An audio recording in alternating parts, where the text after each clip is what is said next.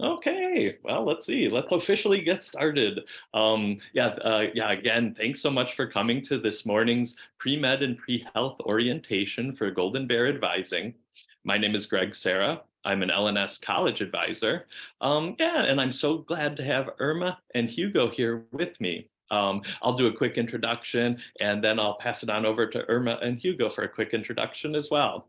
Let's see, I've been working in L&S advising for going on 9 years now, and I'm one of the L&S College Advisors who coordinates and collaborates with Irma and Hugo in the Career Center related to pre-medical and pre-health advising. I'll pass it on over to Irma. Hi, everybody. My name is Irma Moreno. I am with the Career Center. I'm Assistant Director for Health Careers. So if you have any questions about or pre-health in general, feel free to ask a question during this session or send us an email and we will provide that information afterwards. Thank you, Hugo. Good morning, everybody. My name is Hugo Mora Torres, and like Irma, I'm also Assistant Director for Health Professions Advising. And I have the exact same duties as Irma, so I won't repeat everything she said, but we're welcome. We're excited that you're joining us today, and I'm looking forward to a great session. Thank you. Back to you, Greg. Yeah, oh, thanks so much, Hugo. Just some groundwork slides to begin with. So in terms of community agreements today, the goal of our session today is for you all as students to receive more insights on courses that you may want to take this coming fall semester. And we're going to talk about pre-medical and pre-health requirements and a lot of the information that pertains to these requirements and how they interact and relate to one another is found in your GBA B courses modules. So the slides and modules you're working on as you're building toward your final assignments is where you're going to be able to find a lot of the general information we'll refer to today. During today's session, as you have questions, please use the Q&A function at the bottom of your screen to type in and ask questions. We have a number of colleagues here who are here to be able to answer your questions in that Q&A function. And they're also going to keep an eye on questions where they see common themes so that we can answer some of those questions toward the end of the session. We won't be using the chat function to answer questions. So please, direct all your questions toward the Q&A function. And in terms of what to expect from today's session, so we'll discuss general degree requirements for L&S, as well as the pre-medical and pre-health programs prerequisite requirements and how those interrelate with each other. We'll discuss things like balanced schedules for your time at Cal, how AP and IB credits can and cannot apply to those pre-medical and pre-health prerequisite requirements. We'll talk about pass, no pass courses, repeating prerequisites, information related to majors and minors with being a pre-medical or pre-health student in mind. In addition, we'll talk about things like studying abroad and summers and the importance of clinical research and extracurricular activities, and particular ones that you may want to keep in mind as you're planning out your pre-med and pre-health pathway, and also then ways to access us as pre-medical and pre-health advisors on campus. So a quick introduction of me and my colleague, Tim Cahill. So within L&S Advising, there's a small team of pre-professional and graduate programs advisors. We're complementary advisors to the main pre-medical and pre-health advising and the main pre-law, main pre-masters and PhD advising that all takes place within the Career Center. It's always a pleasure each year to be able to coordinate and collaborate with Irma and Hugo to provide sessions like this and to provide others throughout the year. A lot of the ways that we in L&S can assist comes in the form of talking about what the pre-medical and pre-health prerequisite requirements are, how you can plan your schedules at Cal with those requirements in mind, talking about different things like clinical and research experiences that you may want to explore as you're deciding on your health professions career and as you're moving toward applying for those types of programs. We can assist with identifying identifying different types of resources and support offices on campus that can assist you with those courses and assist you with those exploration processes.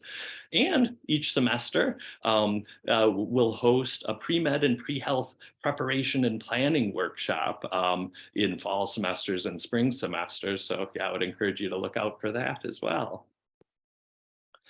Yeah, this slide relates to the overall L&S degree requirements. So this information here pertains quite a bit to all the information that you're working on through the GBA B courses modules. I'm not going to spend a heck of a lot of time focusing on all of these particulars, simply because that's touched on wholly within those GBA modules.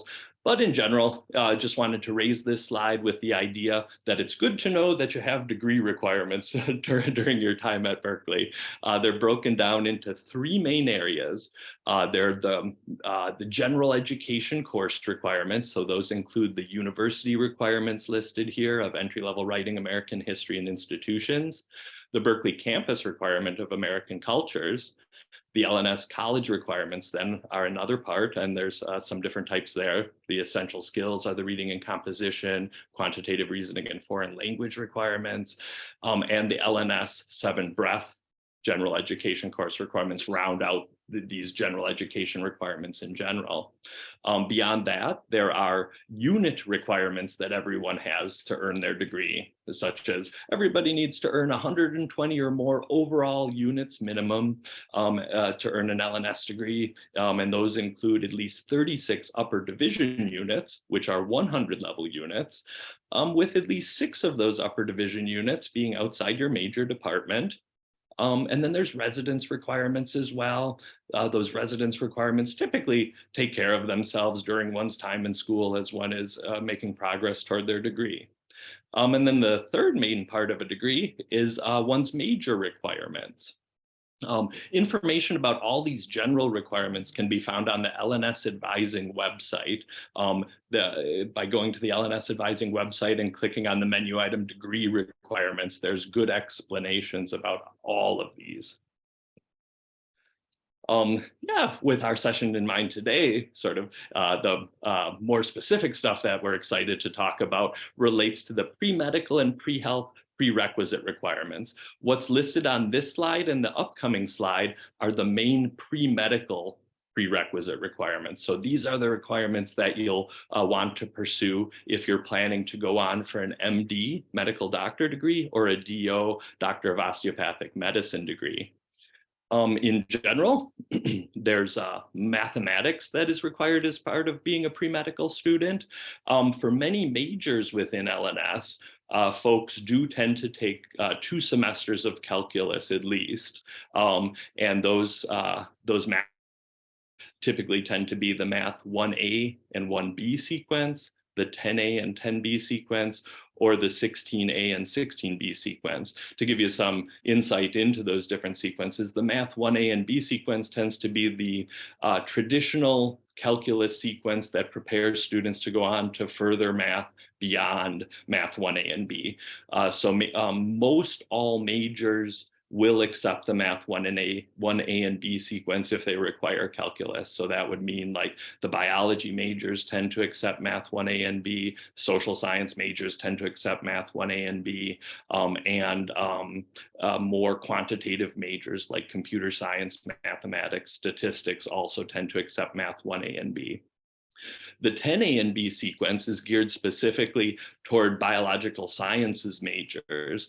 So most students who will take 10A and B tend to be integrative biology or molecular and cell biology students. And then with the 16A and B sequence, that sequence tends to be geared towards students in the social sciences. So majors such as psychology, political economy, amongst many others, would accept the 16A and B sequence. So in terms of as you're planning your requirements and looking toward math courses for this fall, it's absolutely important to reference what what sequences your intended majors require as part of their major requirements, so you can plan accordingly as you're looking to fulfill these pre-medical prerequisite requirements that overlay with your major and L&S general requirements.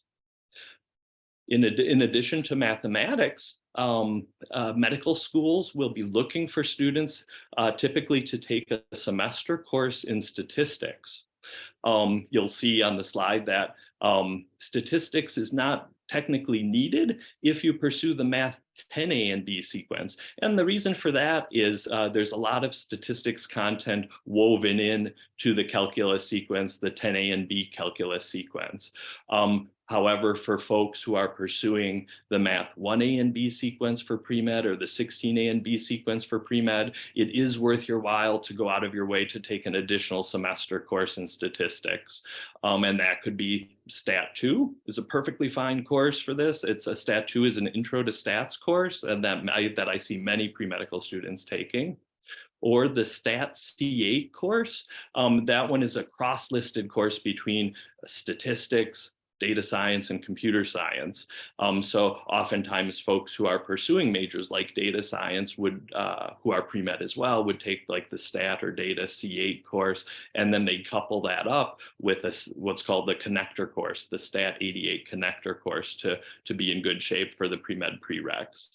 Other courses like Stat 20 tend to be stat courses that sometimes business majors and Haas would take, or economics majors often take Stat 20. Upper division stats course like Stat C 131A, that tends to be a course taken mostly by folks who are pursuing a major like statistics. And then finally, Public Health 142, that is an ingrained course that's part of your public health major requirements. So if you're intending or pursuing the public health major, it's usual that you take that Public Health 142 course as part of your major requirements, and therefore you wouldn't have to go out of your way to take an additional statistics course if you're a public health major and planning to be a pre-medical student.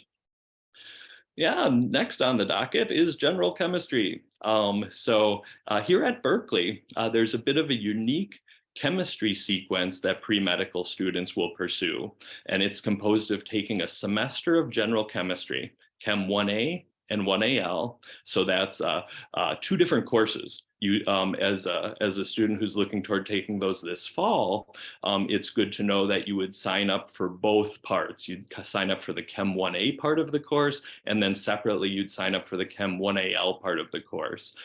For medical school prerequisites, the lab courses for most of these science courses are required in combination with the lecture portion. So you'll see that with Chem 1A and 1AL. You'll want to take both parts of it to fulfill the pre-medical prerequisite requirements.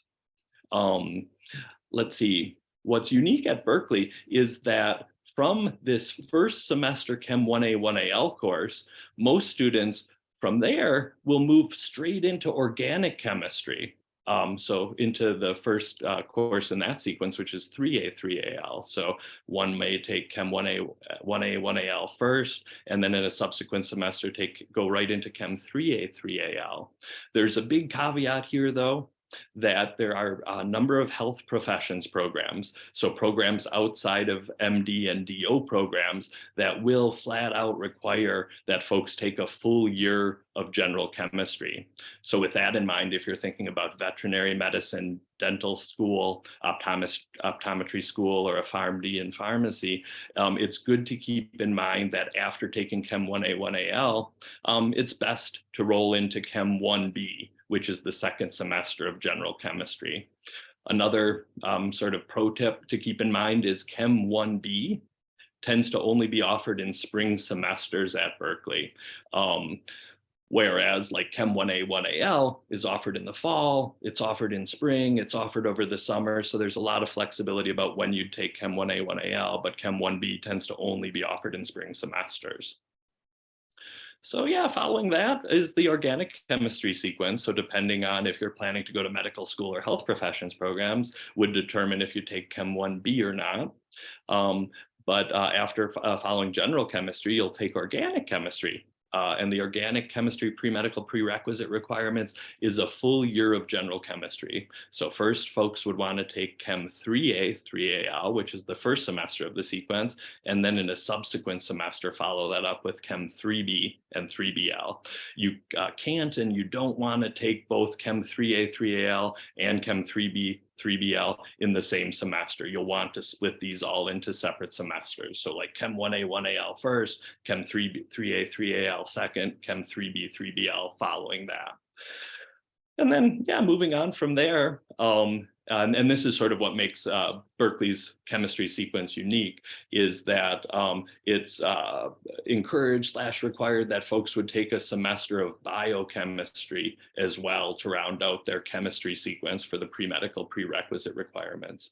For many majors, MCB 102 is the requirement that is needed for the major, especially in the biological sciences. And absolutely, that's the most usual course for biochemistry that I tend to see pre-medical students take.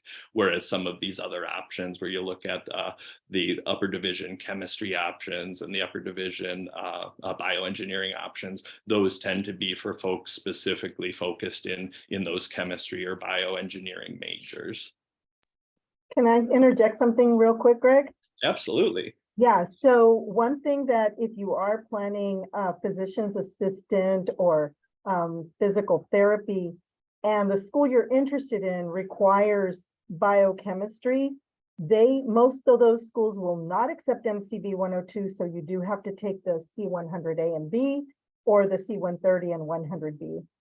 Not all schools reject MCB 102, but a good number of California schools do reject it, just as an FYI. Thanks so much for that, Irma. And I think that sort of speaks to one of the themes that we'll emphasize during the session today, is that the prerequisite requirements tend to vary either slightly or greatly from individual school to individual school and from different type of program to program. So the pre-medical prerequisites are different than the veterinary medicine prerequisites, are different than the dental prerequisites, are different than the nursing prerequisites, and so forth. And even then within a particular program, the dental prerequisite courses at one specific school may be slightly different than the dental prerequisites at another school.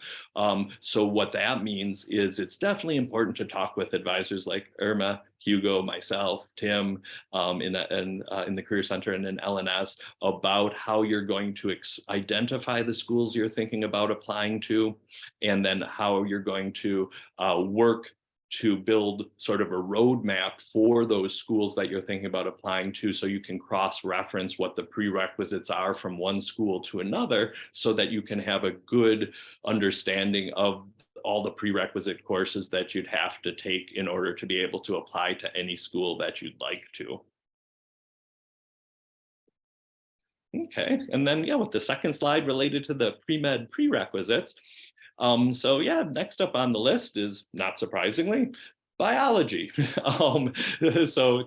For pre-med, there's a year of biology that's expected to be taken. And the sequence that folks tend to take is the biology 1A, 1AL, and biology 1B sequence. So there's some interesting things about this sequence that I definitely like to highlight. I guess first off, you'll see that bio 1A/1AL, those are both listed. And that's because, like the Chem 1A, 1AL class, bio 1A is a lecture portion of the course. That's a 3-unit course, and bio 1AL is a 2-unit lab course. For pre-med, you'll want to take both parts of the course, and that's the case for biology majors and other majors that would require bio 1A. They would also require bio 1AL. Whereas with bio 1B, you'll see that there is no bio 1BL listed. And the reason for that is the lab for bio 1B is incorporated directly and specifically into the bio 1B course. So when you register for bio 1B, you don't have to go out of your way to look for a separate lab, because it's just built right into the bio 1B course. With bio 1B, that course has no prerequisites to be able to have to take it. So that means that Bio 1B can be taken before one would take Bio 1A, 1AL. And it's not uncommon for first year students to take the Bio 1B course either in their fall semester of their first year or in the spring semester of their first year. I would caution that it's very unusual and not recommended for students to take the Bio 1A and 1AL course. Absolutely not to take it during the first semester of your first year, and proceed with caution if you're thinking about taking it in spring semester of your first year. And the reason for that is the Bio 1A, 1AL course has a specific stated prereq of needing to be done with Chem 1A, 1AL before one takes Bio 1A, 1AL. And also Bio 1A, 1AL has a recommended prerequisite of Chem 3A and 3AL. So it's more usual that folks will take Chem 1A, 1AL, move into the organic chemistry sequence, and then in a subsequent semester after that, be looking to take Bio 1A, 1AL. So in terms of your GBA course planning, I would, just to nip that idea in the bud, so to speak, I'd encourage you definitely don't put down Bio 1A, 1AL as a course you're planning to take this first fall semester of your first year. Let's see, and beyond that, by the time you are applying to med school or by the time you're finishing up your undergrad career, it's not a bad idea to also take some upper division 100 level biology courses that can put you in a good position to apply to med school potentially. It's not uncommon for some med schools to recommend that folks take courses in anatomy or physiology or genetics. So toward your junior and senior year, you could look toward taking one or more of those types of courses. Yeah, let's see, in addition, a year of physics is required for the pre-medical prerequisite requirements. You'll see that listed on this slide is the 7A and B sequence or the 8A and B sequence. I would add in that there's a 5A and B physics sequence that also works fine from a pre-medical perspective. The 5A and B sequence tends to be taken by folks who are physics majors specifically. So if you're a physics major in pre-med, it is absolutely fine to take the 5A and B sequence. But yeah, most folks in other majors will tend to veer toward the 8A and B sequence and sometimes the 7A and B sequence as well. The physics sequences require that you have a background in calculus before taking them. So with that in mind too, it's unusual for first year students to be taking the physics sequence, just for course planning purposes, keeping that in mind. Yeah, let's see, beyond that, English reading and writing requirements. For medical schools, they're hoping that folks take 2 semesters, so a full year of English reading and writing courses. For folks who are looking to complete the L&S reading and composition requirements, the RNCA and RNCB, sort of the R1A and R1B courses, if you would do an R1A course and an R1B course, that would fulfill your full year of English reading and writing for pre-med. Whereas if you have AP credit or IB credit for one or both of those RNC courses, it's possible that you could take a different course. You could gear a literature course taught in English and target one that is also something like an arts and literature breadth requirement. And that would definitely count as a semester of the 2 that you'd need for this English reading and writing requirement. And then finally, social science courses are sometimes recommended or very rarely required by some medical schools.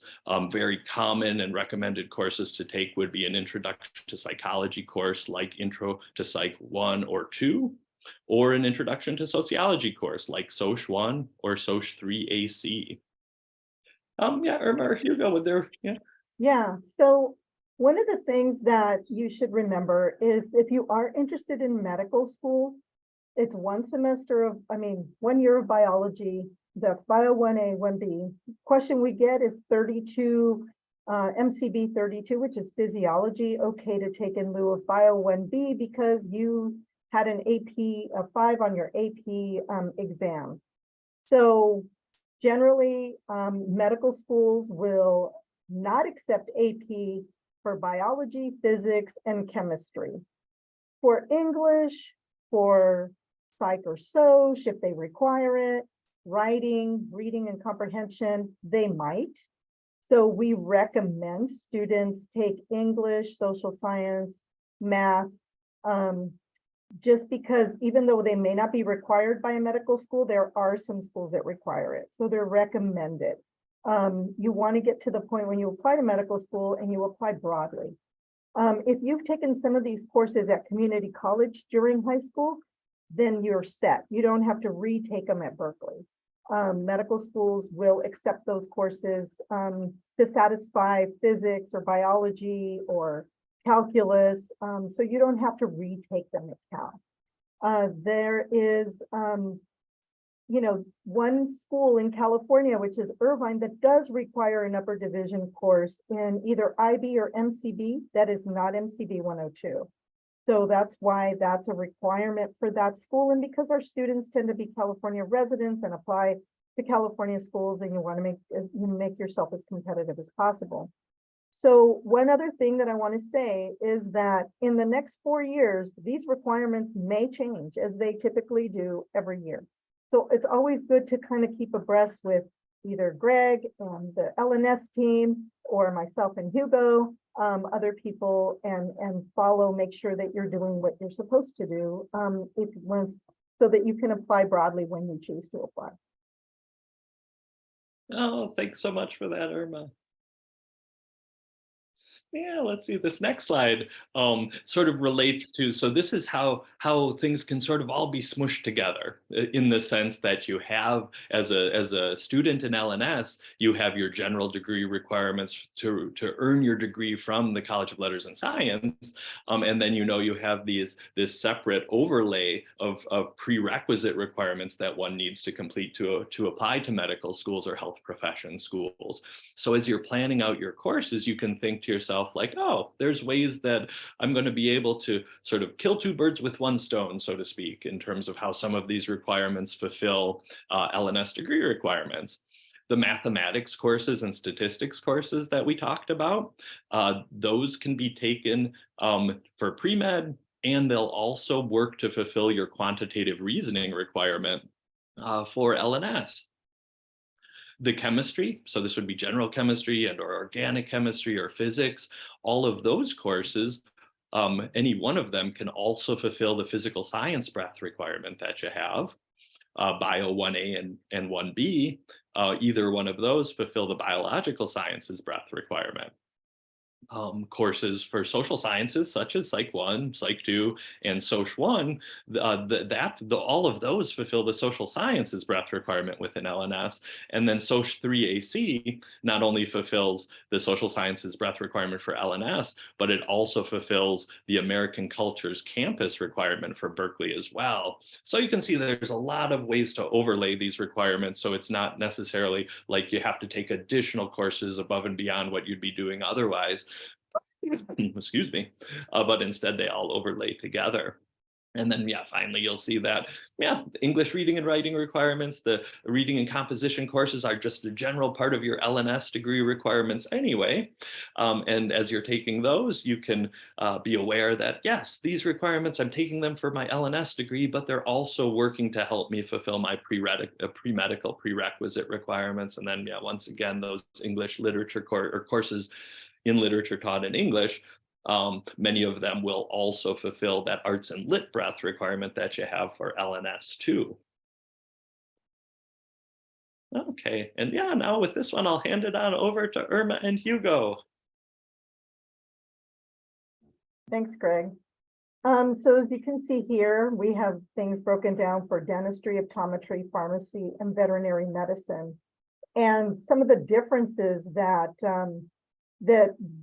occur between these health profession schools and medicine. So the biggest difference is really the Chem 1B, but depending on the interest, maybe you don't have to take physics. So for dentistry, you don't have to take physics. For optometry, there are definitely some other things like, gen chem and organic chem. I don't think some schools in optometry don't really require biochem.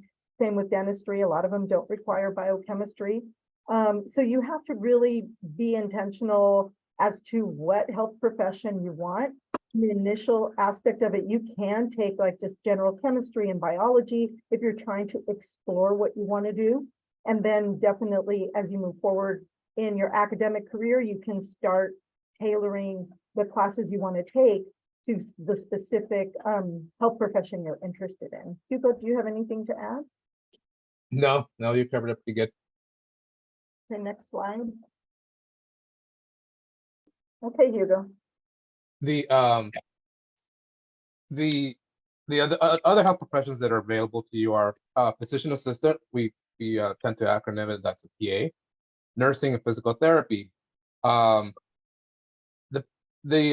you're majoring in IB or MCB, you're going to get most of the requirements for all these programs.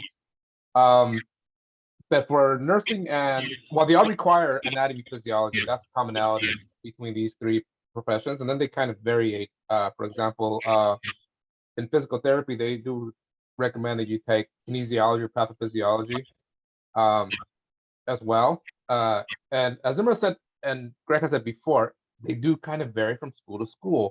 So it's a good idea to do a chart similar to this for the 4 or 5 schools that you're most interested in, whether it's PA, nursing, or physical therapy. Look at the prereqs, see which of the courses you're taking at Berkeley, and then cross-check it with both your major advisor and with myself and Irma, just to make sure that you got all your bases covered. You're not caught with any surprises, as you're graduating and ready to apply. If you're not in a major where you're going to take these courses anyways, you have 2 choices. You can do a minor here, or you could try to work with your advisor to take these courses here, or you could take them after you graduate at a community college. Okay, the schools, whether it's PA, nursing, or physical therapy, give equal value to these courses, whether you take them here at Berkeley or at a community college. The one thing I would warn you against is to not start a sequence. Say, for example, an anatomy physiology sequence. Don't start here and finish at a community college. Don't take anatomy here and then physiology at a community college.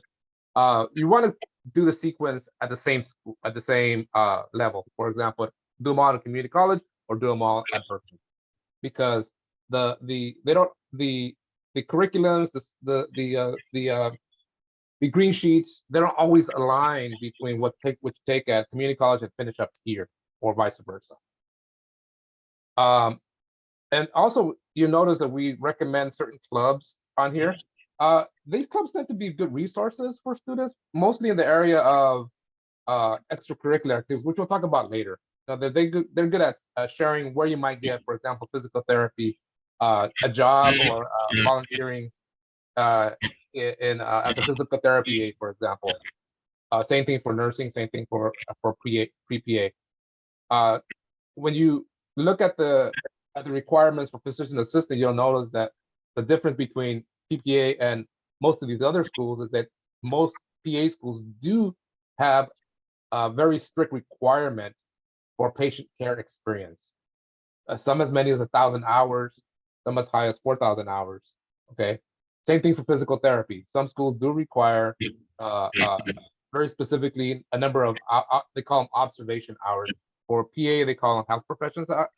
Patient care experience.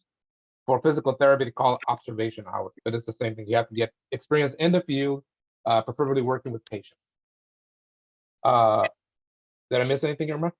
Yeah, one thing that I would add is that you'll see here that for all of these 3, there are some courses that are not offered at Cal. Kinesiology, medical terminology, oral communication, and we encourage students to maybe take them in the summer at a community college, because those are some of the colleges where they may be offered, but we don't offer them here at Berkeley. Yeah, also UC Berkeley Extension is a good source for kinesiology courses. I just checked recently. UC Berkeley Extension. Next slide. Yeah, no, thanks so much. Yeah, and this next slide speaks to some of the information that Hugo that you were just mentioning in terms of balance and in terms of where to take courses sometimes, because it's like Yeah, sometimes splitting up the sequences from one institution to another is sort of like trying to fit a square peg in a round hole, and sometimes it doesn't work out that well. In terms of your schedules here at Berkeley, thinking about the number of units you're taking per semester, remembering that, yeah, typically L&S students will take 13 to 20.5 units during fall and spring semesters. 20.5 units tends to be the max number of units allowed in one semester. That is a lot of units. During one's first semester at Cal, you'll have seen through the GBA information that it's typically much more recommended during your first semester at Cal to come to school, get a good footing for this new place and new style of courses that you'll be taking, and maybe take more to like 13 units to 16 units or 13 units to 17 units in your first semester. And of course, there are opportunities for different types of reduced course loads through L&S. So for instance, when one is working 15 or more hours a week, when one has disability accommodations, when one is a student parent, one has the ability to take fewer units than those usual 13 that are required in a semester. So with that in mind, if those considerations are coming up for you, talk with your GBA advisor about how you'd plan your schedule and how you'd get connected with the information related to reduced course loads. Yeah, typically it's pretty usual for pre-medical students and pre-health students to take at least one, if not two, math, science, STEM type courses during any one semester. So it's not atypical at all for folks in their first semester to take a mathematics course and a chemistry course, or a mathematics course and a biology course, or a statistics course and a biology course. It would be more unusual and maybe not so much recommended to take like 3 or 4 of those types of courses all in one semester. Keeping in mind, of course, that medical school admissions and health professions programs admissions is very competitive. Part of the focus that those programs will have is on one's academic performance in undergrad school. So absolutely, you want to do the things to set the stage for success for yourself. What's going to be a good balance of courses for you in any one semester that's going to allow you to do as well as you possibly can in all your courses.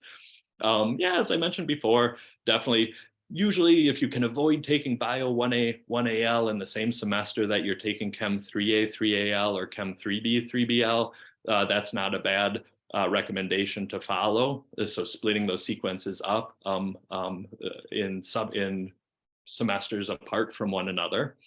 And keeping in mind that medical schools aren't very much ferreting out the differences between what would be considered a regular sequence or an advanced sequence. So like what I mean there is like the College of Chemistry's Chem 4A course, which is Intro to Gen Chem, isn't going to give you a great advantage over taking Chem 1A, 1AL when you're applying to med school. And that's the same as any of those physics sequences listed there. It's not like you're at an advantage by taking Chem 5 or Physics 5A over Physics 8A.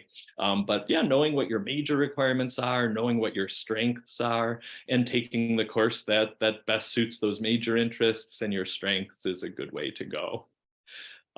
Yeah, let's see. And thinking about ways that you can explore these courses if you have access to students who've taken these courses before at Cal, reaching out and talking with them, looking at different online resources like Rate My Professor or Berkeley Time. You can get a sense for what students have said about the courses you're planning to take, and you can start to get a sense for if those course choices are going to be good ones for you.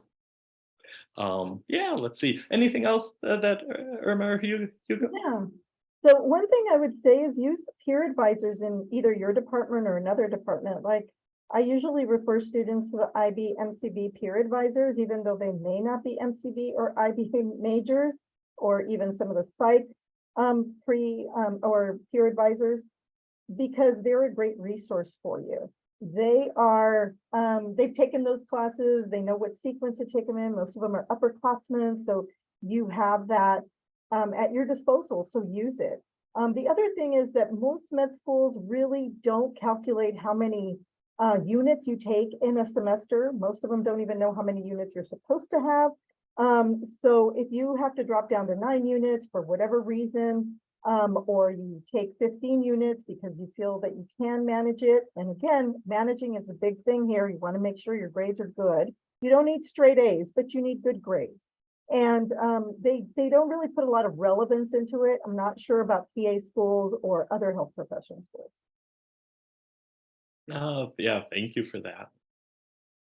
Yeah, let's see, next up here, AP and IB credit. So yeah, Irma had mentioned a bit about this information already, that generally what's recommended, especially with the science prerequisites, so we're talking chemistry, biology, physics, is that even if you have AP or IB credit that can qualify to pass beyond those introductory chem, bio, and physics courses, it's possible that a medical school that you're thinking about applying to, especially here in California, may not be all that accepting of AP or IB credit. So for this, for the STEM courses, it's definitely recommended to, even if you have that AP or IB credit, to jump into those science sequences here at Cal.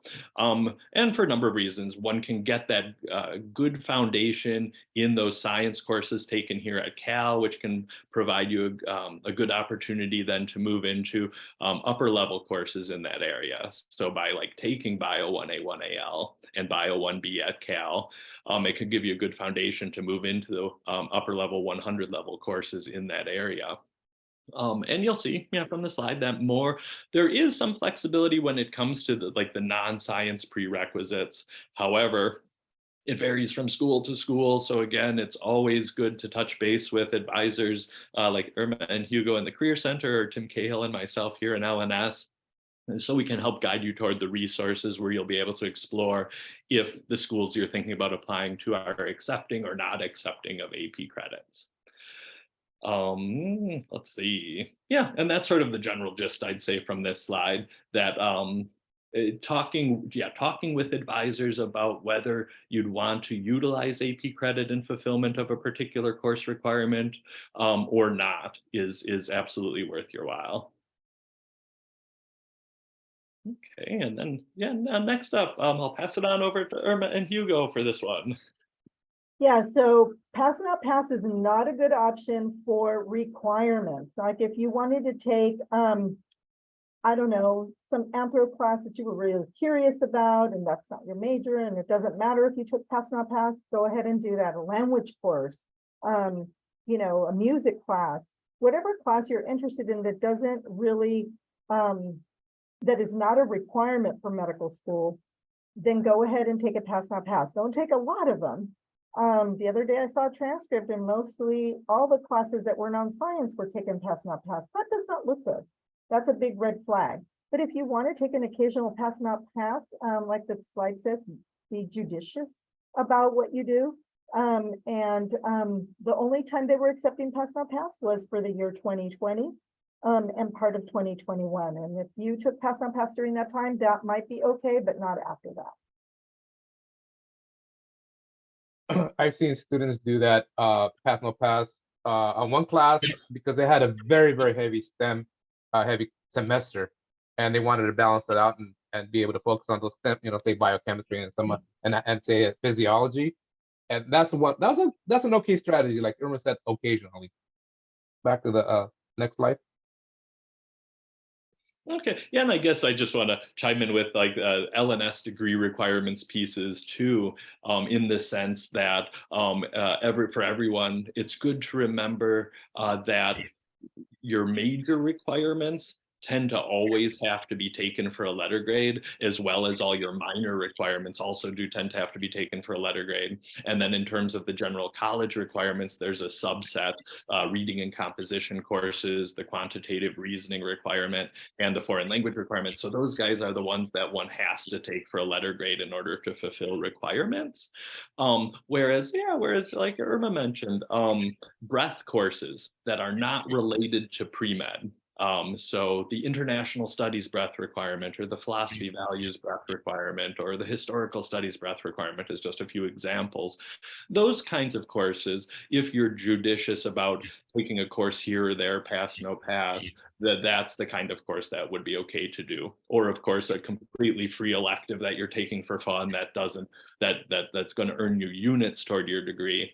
That isn't a pre-medical prerequisite requirement or a major or minor requirement. That's the kind of course that every once in a while, I would say it would be okay to take pass, no pass. So as far as repeating courses, all the grades that you take, even the ones that you took twice, will be averaged out in your application and Berkeley GPA. So I've seen students intentionally fail a final because they were going to get like a C or something like that, and unless they got an A. That's not a good strategy. The medical schools frown on that as well, and the health professional schools that frown on that. So we do not recommend you try to fail a course just so you can repeat it. Once you begin at Berkeley, you should finish your prerequisite at Berkeley. Don't try to mix and match. So you're trying to find a place where you can get a better GPA, because again, the health professional schools are onto that strategy, and they see that as a lack of integrity in the students. If you do, for whatever reason, have to take a course someplace else, try to find a university has a comparable reputation to Berkeley. Okay, don't look for course or universities or community colleges that seem to have a lower, easier, what do you call it, a reputation for easier grades or better grades. Again, the health professional schools are kind of onto that strategy as well. If you earn a passing grade, which is C or better, then it's not advisable to take that class again to try to get that A. Okay, own that C and move on, and whatever contribute to that C, learn your lessons and apply it forward so that doesn't happen again. Okay, all programs do appreciate an upward trend in your GPA. The caveat being, if you get off to a good start and you're still a good start, they appreciate that even more. But if you happen to be like me when I was a first year college student and I didn't do so well, and then I peaked at the end, that's also appreciated by the health professional schools, because they realize that people come from different places, they have trouble transitioning to university, and so as the key caveat is that you end strong, especially if you don't start off strong. Next slide, please.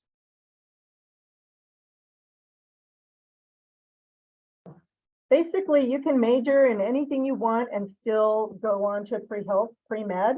Some majors are easier to kind of match the courses, like psych or public health or IB and MCB, chemistry. They're a little bit easier to fit some of the requirements, but every year we have students from all majors, especially for some reason music majors, apply to medical school. We do have English majors, literature, linguistics, public policy, so just anything. Just make sure that you fulfill all the requirements and you are intentional about it. Oh, yeah, thank you, Irma. Yeah, absolutely. I'm keeping an eye on time, and yeah, well, I know we have so much information to cover in today's presentation, and looking at the clock, I see we have just 10 minutes remaining. So I'll skim through the next few slides relatively quickly, but yeah, definitely want to convey this information for students as well. So yeah, summer courses to fulfill pre-medical prerequisite requirements is a valid option. Most of the pre-medical prerequisite courses that Berkeley offers during fall and spring semesters are also offered over the summer at Berkeley. And absolutely the advice that Irma and Hugo have provided about to take courses at community colleges or to not take courses at community colleges, that advice is very valuable to keep in mind. And then, as we've talked about a little bit, sort of that idea of the square peg in the round hole, knowing that Berkeley is a semester school. If one is looking to take courses at a different school, especially if it's a quarter school, that curriculum may not match up very well. And it can be potentially challenging to take bits and pieces of a specific sequence at different places because of that. If you're thinking about doing that, come on by, talk with Irma, Hugo, Tim, and myself, and we'll definitely be able to sort of talk you through some of the considerations that you'd want to keep in mind with that plan in play. And yeah, finally, or not finally, but next, prerequisites abroad. Many medical schools and some health profession schools typically won't accept pre-medical prerequisite courses taken abroad. So absolutely keep that in mind if you're thinking about studying abroad.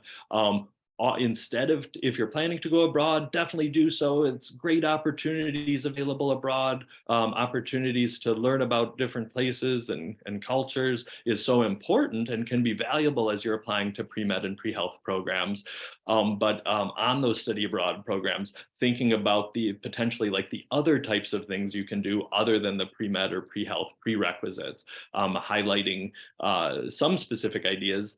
Summer Berkeley study abroad programs can be great options for pre-med and pre-health students often.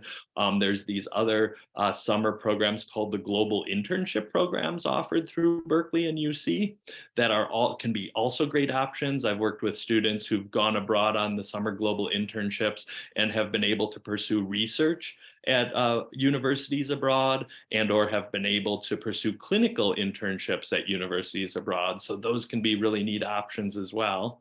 Or if you're thinking about going abroad during the regular school year, thinking about how I can focus my time abroad to work on those breadth requirements and unrelated major requirements unrelated to the pre-medical or pre-health curriculum.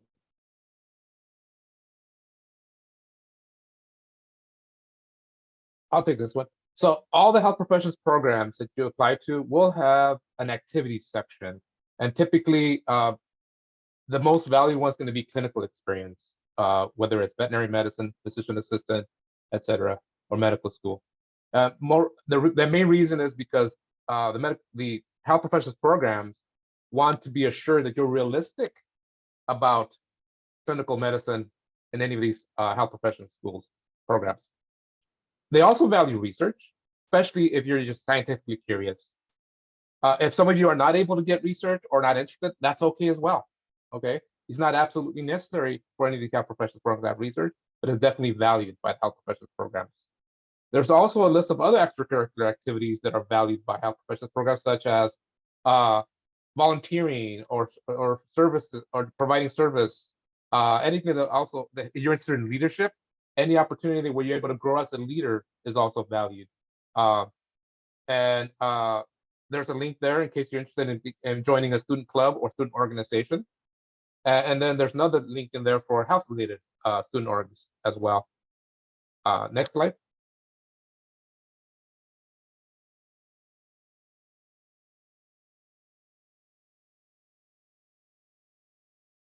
Okay, I was answering some questions.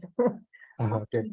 So there are different ways to gain experience, and sometimes you can parlay certain experiences to medically related patient-facing experiences. One thing students always want to say is like, well, I didn't, work with patients, but if you help patients fill out forms, as a first year or even as an undergraduate, you will not be working with patients directly in the form of taking vitals or doing anything like that, unless you're trained as an EMT or a CNA. But as a medical assistant, a scribe, a volunteer, you might just be wheeling patients from one end of the hospital to the other. That's still clinical. So don't discount certain things.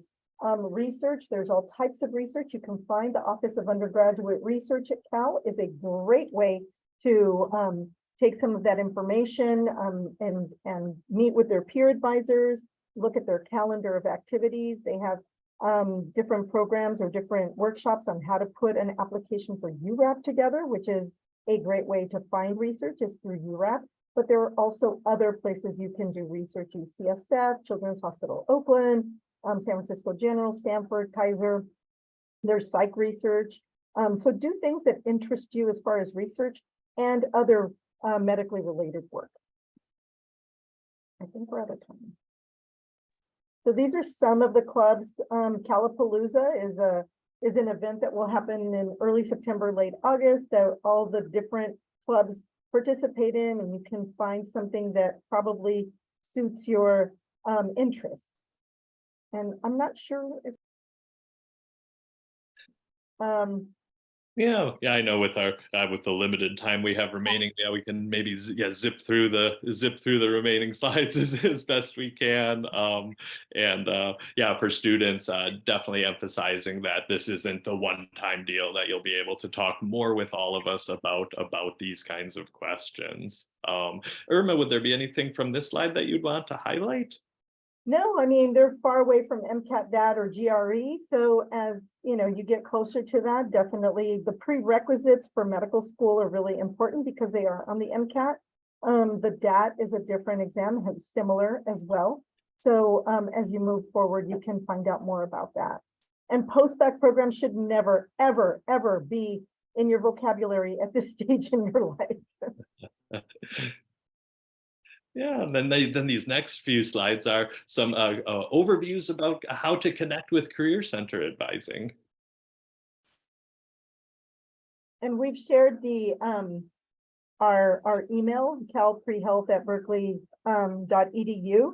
So if you have any questions, feel free to reach out that way as well.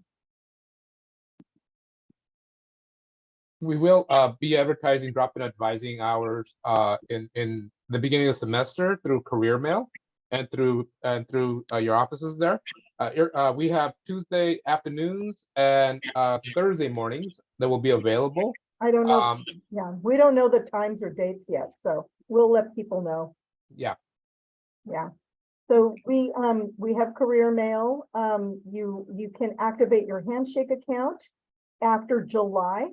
And then you can sign up to and subscribe to Health and Medicine Career Mail, and then you'll receive our information with our updated times and days for our drop-in hours. Oh, thank you. And yeah, and in terms of L&S Premed and Pre-Health advising, after July 14th, one-on-one appointments will be available with Tim Cahill and myself related to pre-medical and pre-health professions advising. And there's also a weekly small group information session that I host every Wednesday from 4 to 5 p.m. So it's an online Zoom office hour. So it's a group office hour where you can come and go as you please to ask questions that are related to pre-med, pre-health, or any other graduate programs advising that you'd like to talk about. And I know we're finishing up just a few minutes ahead of time. So with that in mind, yeah, folks who've been working on the chat, are there any themes of questions that you'd like to surface now?